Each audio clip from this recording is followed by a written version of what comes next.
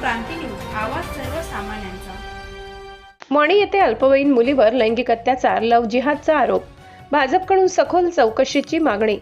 मणी दिंडोरी तालुक्यातील मणी येथे अल्पवयीन मुलीवर लैंगिक अत्याचार केल्याचा गंभीर व धक्कादायक प्रकार उघडकीस आलाय।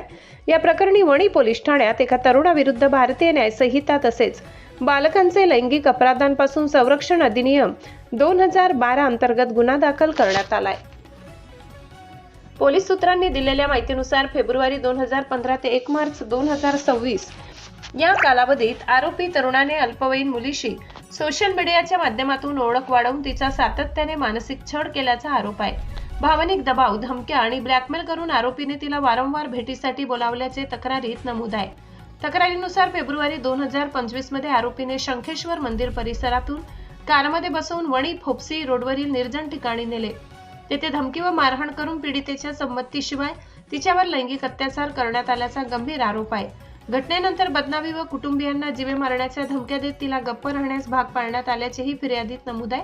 या छळामुळे पीडित मुलगी तीव्र मानसिक तणावाखाली गेली असून तिने आत्महत्येचा प्रयत्न केल्याची माहितीही समोर आली आहे। भीतीच्या वातावरणामुळे कुटुंबियांनी शिक्षणही बंद ठेवावे लागल्याचे सांगण्यात आले। पुढे कुटुंबियांनी वणी येथून नाशिक येथे स्थलांतर केले।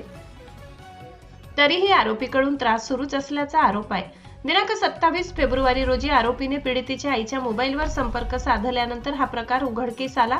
त्यानंतर कुटुंबियांनी पोलीस ठाण्यात धाव घेऊन तक्रार दाखल केली।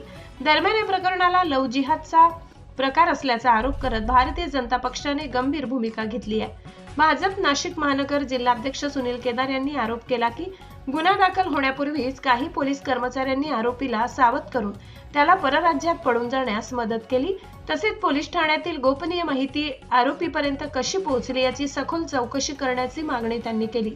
या सर्व प्रकरणांची स्वतंत्र व निष्पक्ष चौकशी करून दोषी पोलीस कर्मचाऱ्यांवर कठोर कारवाई करण्याची मागणी भाजपकडून करण्यात आली आहे। या प्रकरणी आरोपी विरुद्ध पोक्सो कायदा कलम 4, 6, 8, 10, 12 अंतर्गत गुन्हा नोंदविण्यात आला असून पुढील तपास वरिष्ठ अधिकाऱ्यांच्या मार्गदर्शनाखाली सुरू आहे। प्रतिनिधी सागर मोर, वणी, दिंडोरी। अशाच नवनवीन बातम्या पाहण्यासाठी आमच्या महाराष्ट्र क्रांती न्यूज या YouTube चॅनलला लाईक करा, सबस्क्राईब करा आणि बेल आयकॉनला प्रेस करा।